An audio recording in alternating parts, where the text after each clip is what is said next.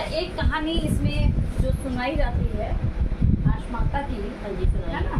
तो रश्मि जी, मैं आपको बता रही हूँ, ये कहानी इस तरह से है जो कहानी सुनानी चाहिए। और ये एक तो व्रत में क्या है, तो उपवास रहता है, बिना पानी के ही व्रत रखा जाता है और ये कथा कही जाती है।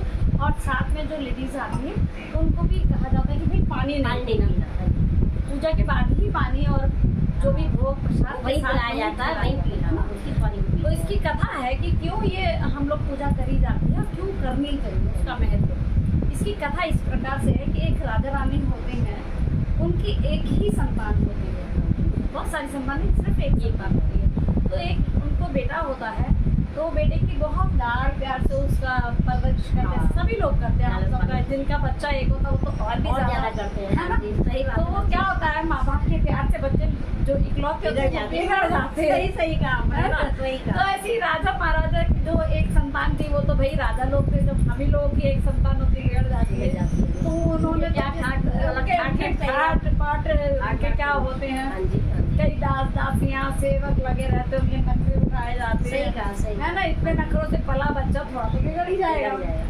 तो उनका बेटा बहुत बिगड़ जाता है।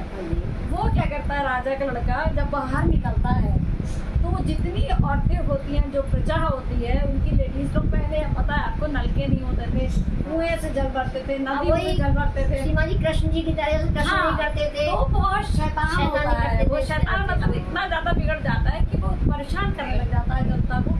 जो भी लेडीज बेचारी मटके ले लेके जाती थी पानी भरने के लिए, सबके मटके फोड़ के पानी गिरा देता था उनका। और उस गांव में क्या है, पानी कम था, तो बहुत मशक्कत के बाद में, परेशानी के बाद में उनको लेडीज बेचारी पानी लाती थी।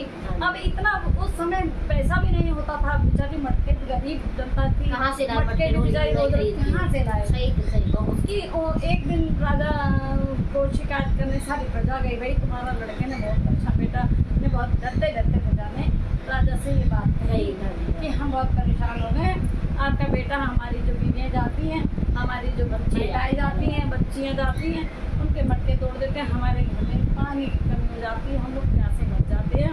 एक कृपया करके अपने बेटे को समझाएं। सही कहा। लेकिन बच्चा किधर समझने वाला, वो तो सोचता मैं तो राजा का लड़का, मुझे कौन कुछ कह सकता है। राजा भी परेशान हो जाता है, अपनी महारानी से बोलता भाई क्या करे।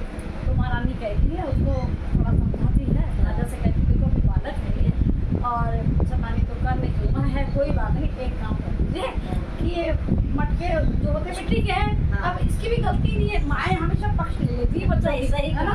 तो उन्होंने क्या पक्ष लिया, अरे बच्चा है, देखो मट्टी के घड़े भी तो कितने कमजोर आ रहे हैं आजकल। तो ऐसा है कि इनको ना स्टील तो नहीं होता था उस टाइम, पीतल के और कांसे के इनको गगनियाँ दे दो। अच्छा, इनके फूटने मत बताइए, भाई राजा था, उसके पास कौन सा पैसे की कमी थी। सही। तो उन्होंने मटके और की जगह उनको, प्रजा को, सबको पीतल के और कांसे के मटके दे दिए, गगरियाँ दे दी।